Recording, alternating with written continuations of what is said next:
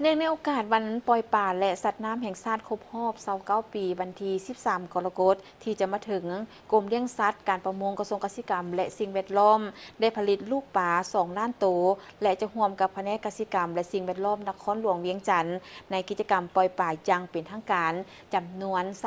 350,000 ตัวที่นครหลวงเวียงจันทร์ท่านบัวหงส์คำหาหัวหน้ากรมเลี้ยงสัตว์และการประมงกระทรวงเกษตรกรรมและสิ่งแวดล้อมได้ฮู้ว่าพรรคและรัฐบาลเฮายามใดก็เห็นความสำคัญและถือเอาเวียกงานการคุ้มครองการปกปักรักษาและพัฒนาสัตว์น้ำให้อุดมสมบูรณ์และมีความยืนยงนับแต่ปี 1997 เป็นต้นมารัฐบาลได้กำหนดเอาวันที่13 กรกฎาคมของทุกๆปีเป็นวันปล่อยปลาและสัตว์น้ำแห่งชาติและปีนี้ก็ครบรอบ29 ปีการจัดการปล่อยปลานี่แม่นคืนสู่ธรรมชาตินี่ถือว่าแม่นมีบทบาทแม่นมีความสำคัญหลายแหละเนาะคือทางข้าพเจ้าสิได้เสนอไปแล้วเพราะว่ามาฮอดปัจจุบันนี้การหาปลาเนาะหรือว่า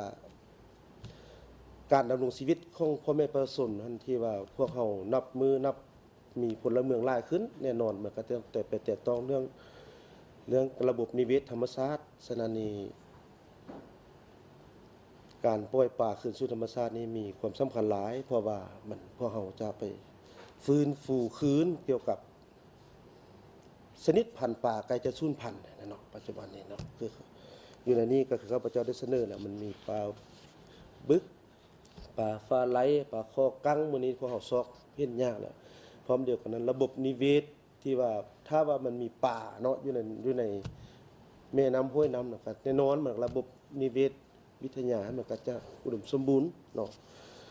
ท่านยังไงฮู้ตื่มอีกว่าสัตว์น้ำประเภทห่วงห้ามในด้านกฎหมายก็คือทางด้านนิติกรรมภาครัฐเฮาได้มีมาตรการที่เข้มงวดโดยผ่านกฎหมายว่าด้วยสัตว์น้ำและการประมงซึ่งได้แบ่งประเภทสัตว์น้ำออกอย่างจะแจ้งเป็นต้นแมนสัตว์น้ำที่หายากถูกภัยข่มขู่มีความเสี่ยงต่อกับการสูญพันธุ์มีความสำคัญต่อระบบนิเวศการท่องเที่ยวและการศึกษาด้านวิทยาศาสตร์สัตว์น้ำบัญชีดังกล่าวนี้แม่นถูกจัดอยู่ในบัญชีห่วงห้า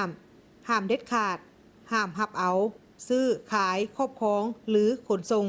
โดยบ่ได้รับอนุญาตและได้รับการสร้างระเบียบและกำหนดเขตอนุรักษ์เพื่อคุ้มครองสัตว์น้ำประเภทดังกล่าวทางกรมเลี้ยงสัตว์และการประมงได้สมทบกับบัตรแข็งและนครหลวงเวียงจันทร์ในขอบเขตทุกประเทศจัดตั้งปฏิบัติตามแจ้งการของท่านรัฐมนตรีกระทรวงเกษตรกรรมและสิ่งแวดล้อมฉบับเลขที่2529ลงวันที่10เดือน6 2026ซึ่งอยู่ในนี้สำหรับในปีผ่านมาคือปี2025กับพวกเราปล่อยได้ประมาณ71 ล้านกว่าตัวแต่สำหรับปี2026นี้แล้วมันพวกเราจะสู้ส่วนปล่อยให้ได้72 ล้านกว่าตัวขึ้นไปฉะนั้นในการปล่อยปลาในปีนี้และมันได้มอบให้บรรดาแข็งเมืองและฮอดบ้านคนแหละในการจัดตั้งปฏิบัติพิธีปล่อยปลาตามสภาพและเงื่อนไขของแต่ละบอนด้วยว่ามาฮอดปัจจุบันนี้การกะเกี่ยมปล่อยปลาในปี2026นี้ครบรอบ29ปีนี้พวกเรามีความพร้อมเนาะมีความพร้อม 100% แล้วแหละสำหรับปีนี้ทางกรมเลี้ยงสัตว์และการประมงได้สมทบกับทางแขนงการเลี้ยงสัตว์และการประมงนครหลวงวิจันทร์ก็คือแผนกกสิกรรมและสิ่งแวดล้อมนครหลวงจะได้จัดพิธีปล่อยปลาขึ้นอยู่หนองใหญ่บึงทัดหลวง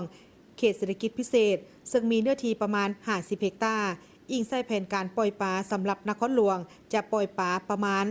350,000 ตัวคืนสู่แม่น้ำธรรมชาติเพื่อเพิ่มความอุดมสมบูรณ์ทางด้านชีวพันธุ์และจำนวนประชากรของปลาและสัตว์น้ำเป็นการสร้างให้มีระบบนิเวศแหล่งน้ำที่สมดุลและยืนยงทั้งเป็นการรับประกันให้แก่การผลิตสนองปลาและสัตว์น้ำให้เพียงพอ